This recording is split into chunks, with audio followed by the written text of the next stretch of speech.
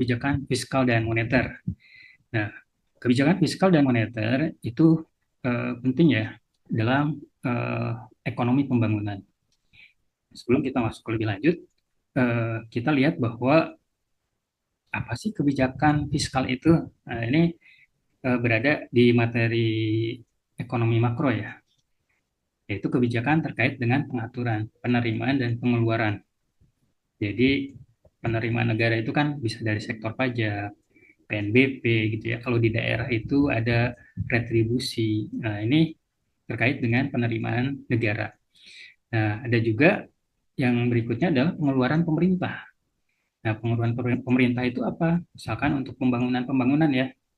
Nah, misalkan pembangunan jembatan, jalan, dan segala macam itu infrastruktur dan juga bisa juga meliputi subsidi. Nah, subsidi ini tujuannya adalah untuk meningkatkan daya beli atau investasi. Itu adalah kebijakan fiskal. Nah, kemudian kebijakan fiskal ini sendiri eh, bisa mengakibatkan dua hal ya, bisa mengatur dua hal. Yang pertama adalah meningkatkan permintaan. Ya, misalkan subsidi nih, subsidi yang diberikan oleh pemerintah itu bisa meningkatkan atau tetap mempertahankan tingkat konsumsi masyarakat gitu ya. Demikian pula dengan investasi masyarakat. Jadi ketika misalkan terjadi eh, penurunan daya beli, misalkan karena peningkatan harga BBM dan segala macamnya. Nah ini dengan adanya subsidi tingkat konsumsi masyarakat itu dipertahankan. Eh, Ya syukur-syukur bisa meningkat gitu ya. Dan juga sebaliknya bisa menekan tingkat permintaan. Misalkan dengan cara menetapkan pajak progresif ya, dan pajak barang terhadap barang mewah. Nah, ini akan seperti di Jakarta itu ketika misalkan ada kepemilikan kendaraan bermotor gitu ya, kendaraan kedua, ketiga dan seterusnya itu pajaknya semakin meningkat eh, terhadap objek pajak tersebut. Apalagi misalkan untuk kendaraan mewah itu Lamborghini itu pajak setahunnya itu sama dengan kita beli mobil LCGC atau mobil Avanza misalkan. Itu bisa seperti itu ya. Itu pajak progresif. Jadi dia akan menekan tingkat permintaan dari masyarakat. Nah, kemudian eh, terkait dengan kebijakan fiskal dan penawaran agregat, ya, pajak progresif itu juga mencegah peningkatan keuntungan perusahaan dan mendorong kesetaraan. Jadi ini salah satu tools juga ya. Misalkan kita pengen lebih merata gitu ya. Terus yang kedua, subsidi juga meningkatkan penawaran jasa pendidikan dan output industri. Nah, ini terhadap penawaran agregatnya bisa berdampak seperti itu. Nah, terkait dengan kebijakan fiskal ini, kan ketika misalkan sudah ditetapkan misalkan anggaran pendapatan dan belanja negara. Nah, biasanya beberapa negara ini menerapkan yang namanya kebijakan defisit anggaran. Jadi pendapatannya itu dianggap lebih kecil daripada pengeluaran. Gitu ya. Itu disebut dengan defisit.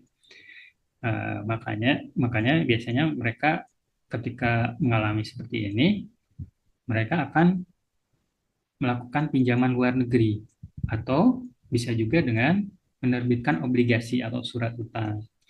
Nah, surat utang ini ada yang konvensional ya, obligasi retail misalkan. Terus ada juga yang syariah, dan misalkan sukuk gitu ya, obligasi syariah. Jadi negara membuat surat utang pada masyarakat itu salah satunya. Tapi eh, ya tools ini memang ketika negara itu apa mengamini yang namanya patsun defisit anggaran. Beda-beda dengan negara lain yang memang tidak mengikuti patsun defisit anggaran.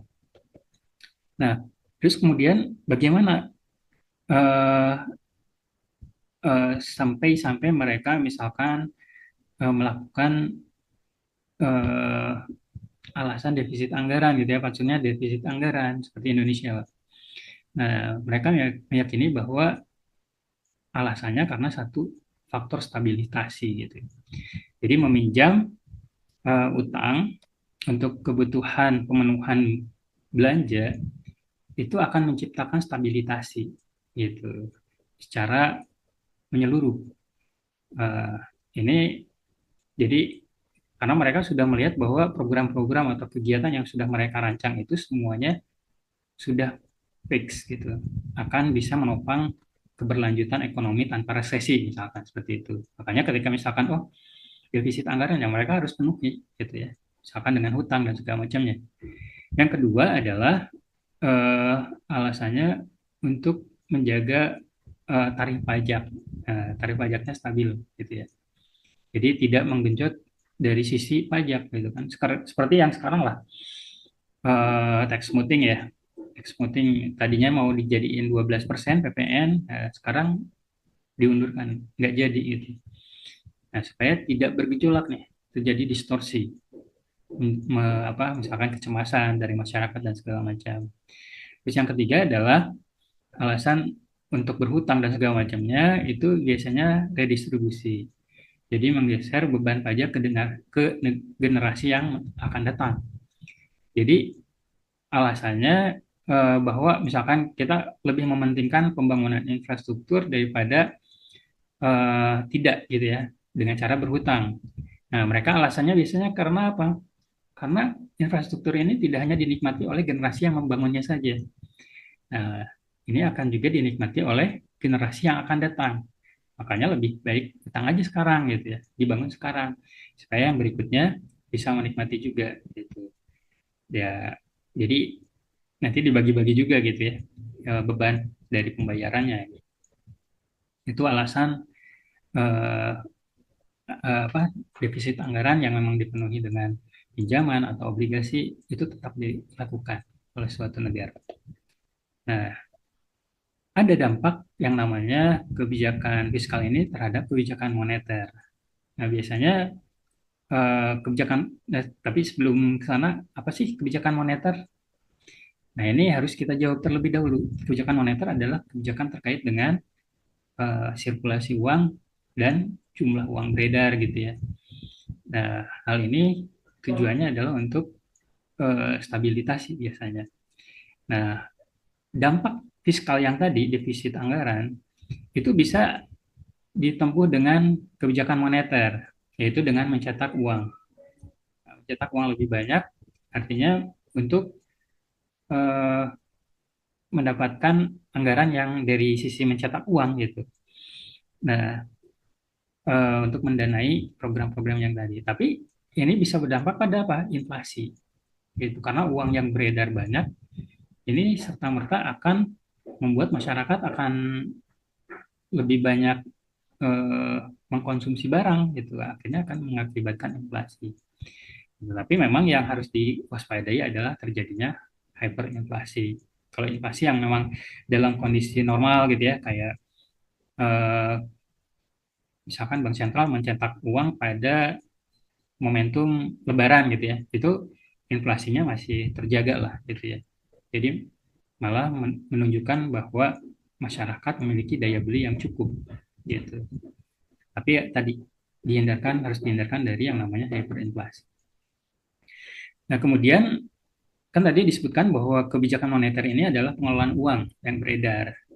Nah, jadi eh, bank sentral ini harus Bank Indonesia harus serta-merta mencermati ya jumlah uang beredar. Jangan sampai terjadi inflasi yang berlebihan gitu ya di masyarakat. Tetapi juga memang harus dikontrol dengan cara ketika terjadi inflasi gitu ya. Itu dengan cara operasi pasar terbuka. Nah, itu untuk menyerap uang di masyarakat. Bagaimana caranya? Nah, misalkan dengan menjual obligasi yang tadi. Menjual obligasi, kemudian meningkatkan suku bunga gitu ya. Itu serta-merta masyarakat akan tertarik untuk menabung akhirnya. Nah, dengan menabung, uang yang ada di masyarakat itu akan terserap. Nah, itu. Dan yang berikutnya adalah dengan persyaratan cadangan.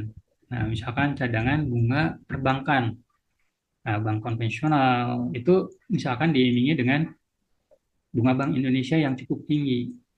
Maka bank-bank konvensional ini akan meningkatkan suku bunganya bukan deposito, bunga apa simpanan itu akan meningkat. Nah, masyarakat juga akan tertarik dengan bunga tersebut, gitu ya. Oke, itu terkait dengan